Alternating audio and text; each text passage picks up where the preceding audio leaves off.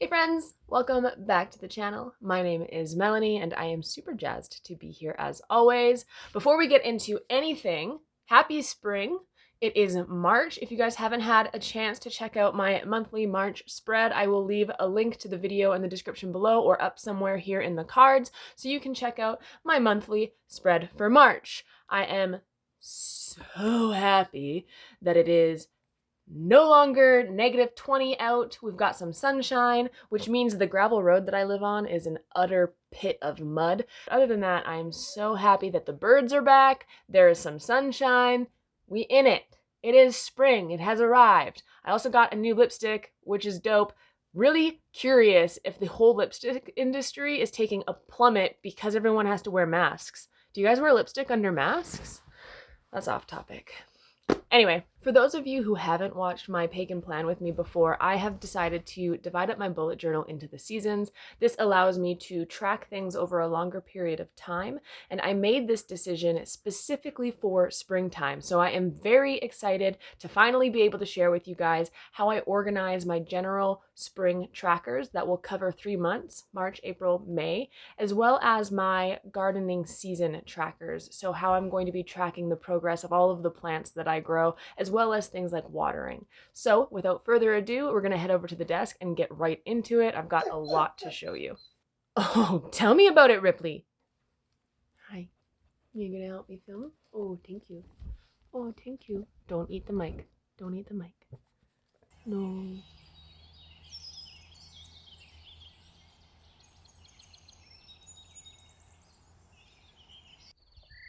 A Hag's Guide to Spring Cleaning. Scrub your skin with the dirt from a hallow hill.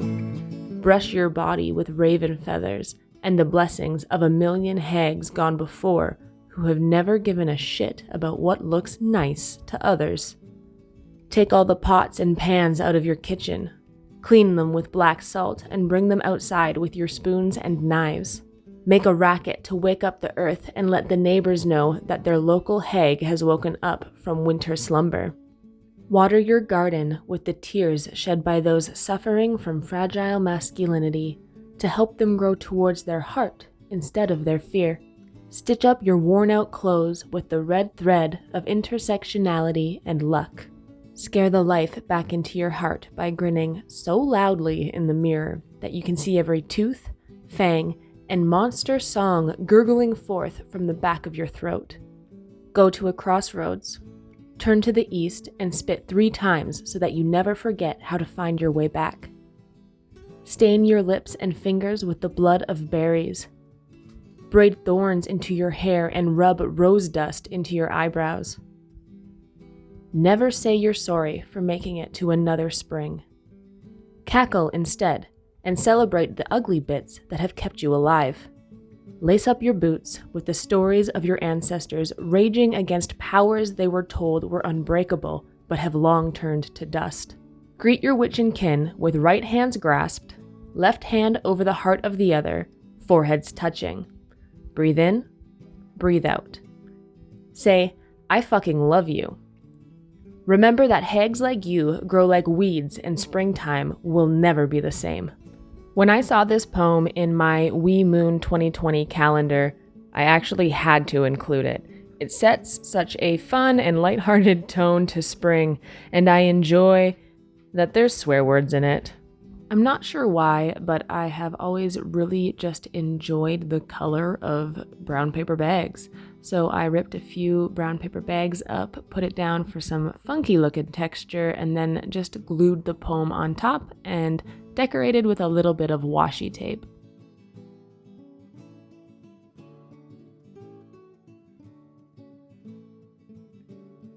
Once my fancy-dancy poem page was done, I moved on to my spring cover page.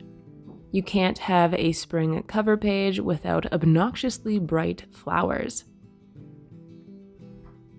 I'm actually reusing these flowers. I used this kind of flower design in my 2020 March spread, and just so happens that the world fell apart in March. I was moving and I didn't use my March spread pretty much at all, so I'm happy that I was able to repurpose them for my spring cover page.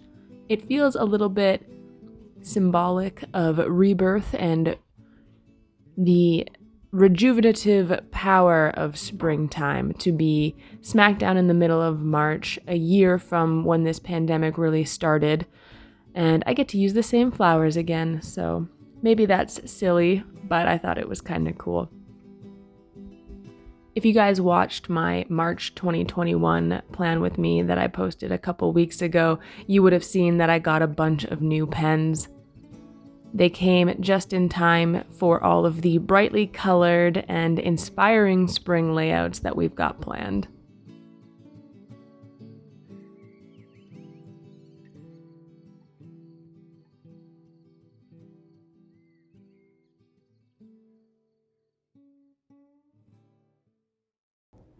I'm really excited with how this bright yellow ribbon turned out. Once I learned how to do this kind of cascading banner ribbon thing, I definitely incorporate it in a lot of my spreads.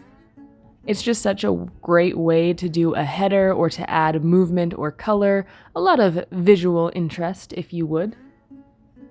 This time around, though, I'm just going to be writing in the months that fall into the spring season, which are March, April, and May.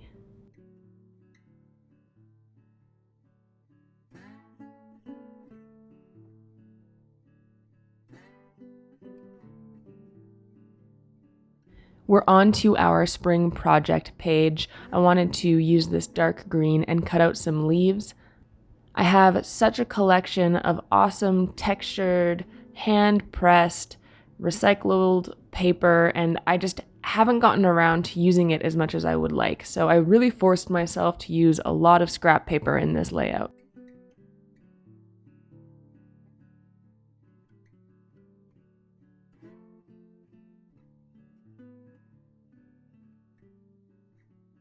I started with the idea of wanting to be able to have a tab to use to open the book to my spring projects and spring tracker page. So that is why I'm creating this kind of 3-leaf design so that it can stick out the side of my book just like that blue tab did for my winter trackers.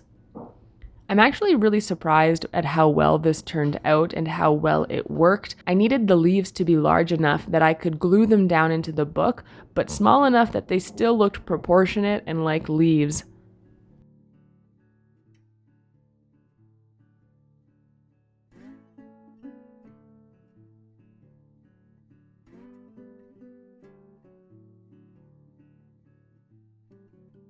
I mentioned already that I am kind of obsessed with brown paper bags, so I used another brown paper bag on this page.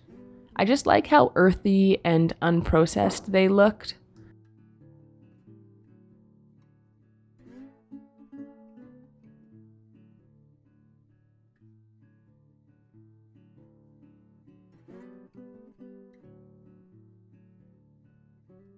A huge motivating factor behind organizing my bullet journal into the seasons would be all of the spring projects that I always have every time spring rolls around. I didn't like having to write down my spring projects and then transfer all of the information over and recreate the entire spread every time the month changed. Spring projects are all spring projects, and I wanted to have them in one spot so that I could see clearly everything that I've accomplished in the season. So that was another huge motivating factor behind why I decided to divide everything up into the seasons.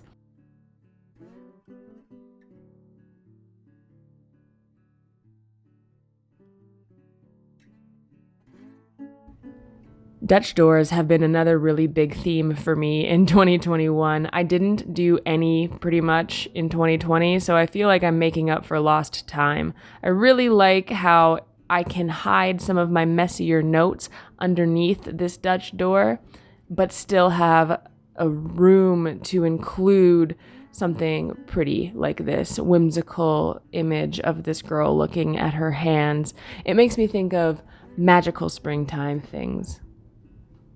Once everything is attached, I just start writing down a few of the spring projects that I know off of the top of my head. And I use washi tape in order to be able to open and close the Dutch door without having to glue anything down. In the spirit of having a lot to do, but being really excited about all that I have to do, I wanted to include one of my favorite Mary Poppins quotes. In every job that must be done, there is an element of fun. Find the fun and snap, the job's a game. I love this approach to work. Obviously, spring projects, this list can get pretty long, especially when it comes to the homesteading, family property, just yard work aspect of it all. It's really hard work in reality, but it's also really rewarding work. And finding the fun and finding the motivation to get out there and do it can sometimes be hard. So I wanted these pages to be very inspiring and motivating. This is where some of the bleeding through happened, so I did have to flip back to my cover page for spring and try my best to hide some of the bleeding through. I decided just to write in Shine Bright, which is basically the abbreviation for my oracle card of the season. If you guys don't know, I pull tarot for the entire year in advance, as well as some oracle cards. I'll link to the video where I show you how I do that and how I wrote the spread out in my bullet journal somewhere in the description or up in the cards above. Now that our spring projects page is done, we're on to our spring general trackers.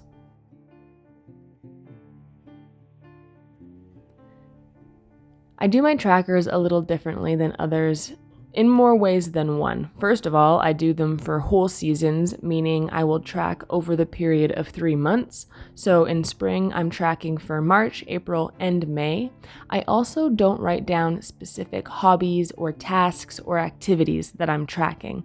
As you'll see, I use pretty broad categories like movement or mindfulness because I know exactly what I count towards a mindfulness practice. Those practices for me look different every day, but they all fall under my broad category of mindfulness. For example, breath work or yoga or meditation all would get me a tick on the to-do list of mindfulness.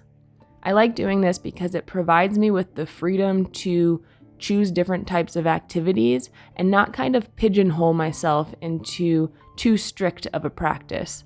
I need that kind of creative freedom in the moment to feel like I'm making a decision on how I'm spending my day, but still ticking off the to-dos of things I want to incorporate in my life more.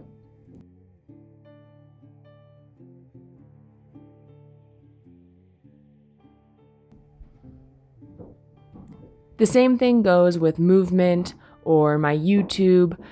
I don't have a tracker for filming or a tracker for editing, but I just track that I've done something that moves me closer towards producing a YouTube video. Or 30 minutes of activity. That activity could be hiking or dancing or swimming, as long as it's at least 30 minutes of moving my body. So that's how I like to use these trackers. It takes a lot of the pressure and the stress away.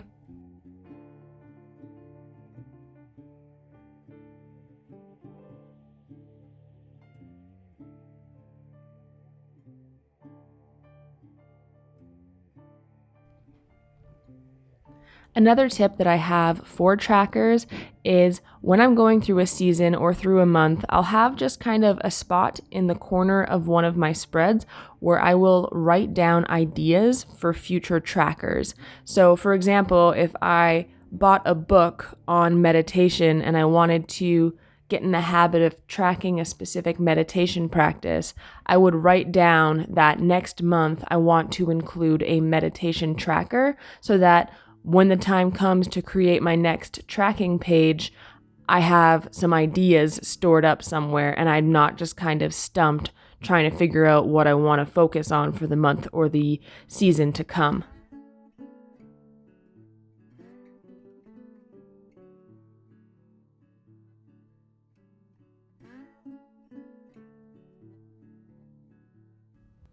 Now, this is a very painful process of repetitively writing out a bunch of mini calendars.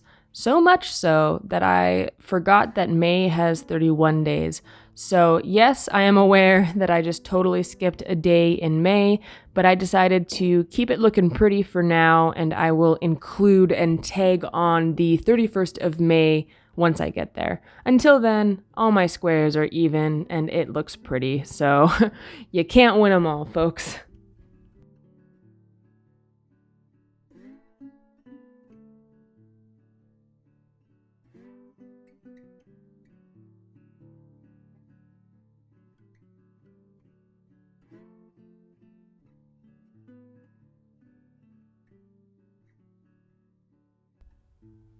I've mentioned this in many Plan With Me videos. I am not used to using this much color, so I both love and hate the fact that there's a bunch of bright colors on this page, and I'm okay with it now, but in the moment, it was really hard for me to throw all of these colors on one page. I kept on having to remind myself that it is springtime, we want to think bright, happy thoughts. So eventually I was won over to it, but it definitely took me a while to warm up to the pink and the purple and the blue.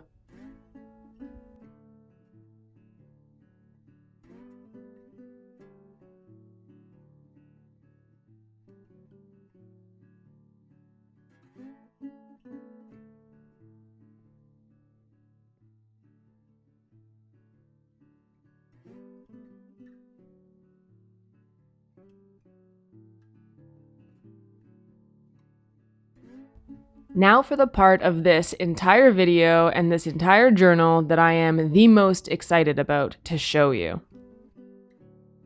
My 2021 growing season tracker, garden tracker, plant tracker, water tracker, germination tracker, seed sowing tracker.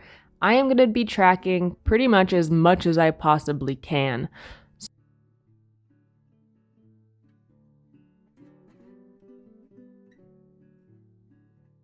This page is definitely intended to be more utilitarian than aesthetic. So for me, my first step was drawing out a very even chart where I could have all of the information clearly displayed and stored for future gardening seasons to come. I started by writing out and counting out all of the spaces I would need for my vegetables, and then created a separate section for my herbs and my flowers. I put herbs and flowers in the same category because I have a really hard time deciding whether something like chamomile would be considered a herb or a flower, because it is a herb that you harvest the flower of. So I don't like to make those decisions. I just put them all together and I figure it out as I go. It's not a huge important differentiation that needs to happen for me, but you do you if you're going to be making your own garden tracker.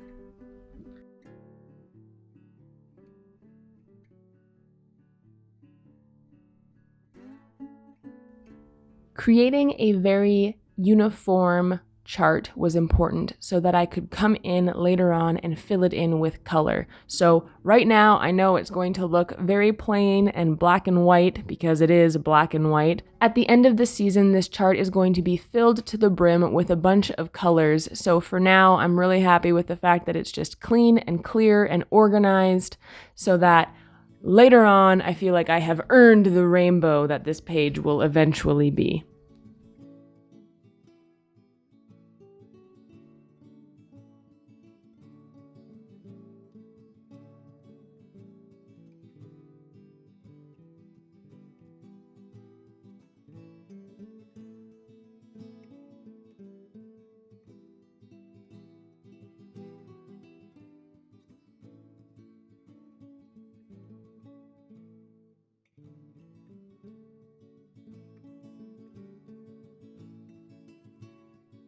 Once the chart is all drawn up, I start with the vegetables. I put all of the types of vegetables I'm growing as well as the herbs and flowers down the side. Up at the top, I put the first initial of every month in our growing season from March through October. At the elevation I am at, nothing really lives past October, so I'm feeling fairly confident that we will have it all surmised by the end of the month in October.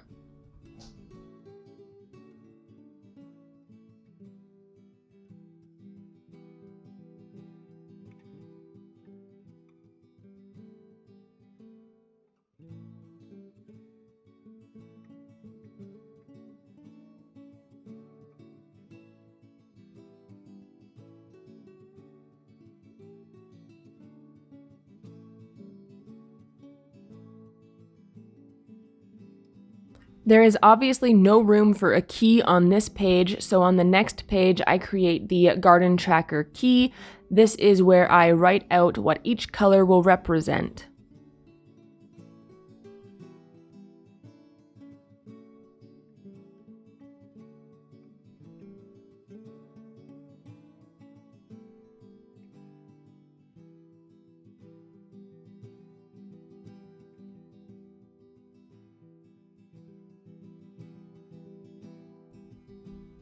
Orange for sow, pink for direct sow, purple for germination, yellow for greenhouse, green for planting out, red for harvest, blue for finished, and a red cross or X for unexpected finish.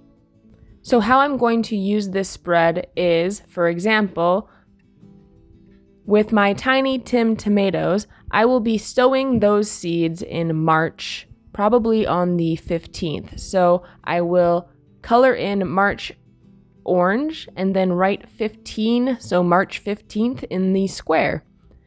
Once those germinate, I will then color in the square purple and write the date in March or April that these seeds germinate.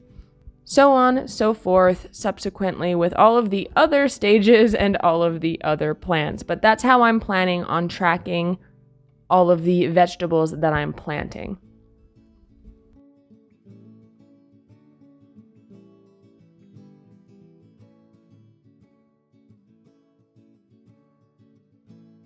Once I've written out the key, I did want to include just another really gorgeous piece of art from the We Moon 2020 book.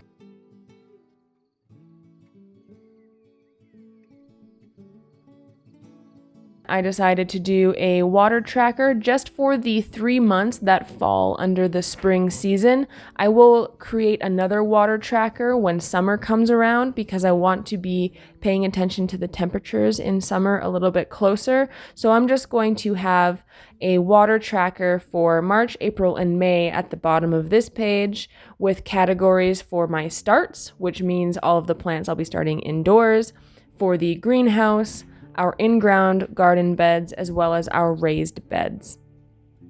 Most of these categories are going to remain empty for the month of March, but come April and May, I will have things in the greenhouse. I will have certain crops in the ground and in our raised beds as well. So the further along we get into spring, the more heavily utilized this water tracker will get.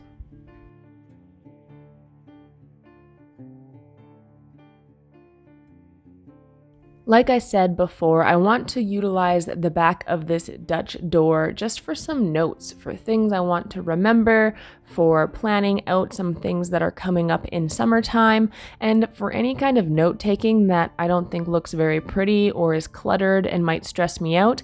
I'm just gonna hide it behind this little Dutch door.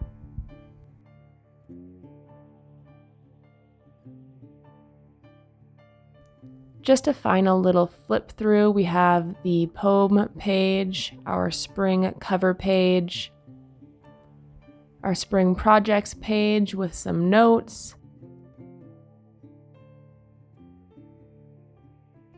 our general spring trackers,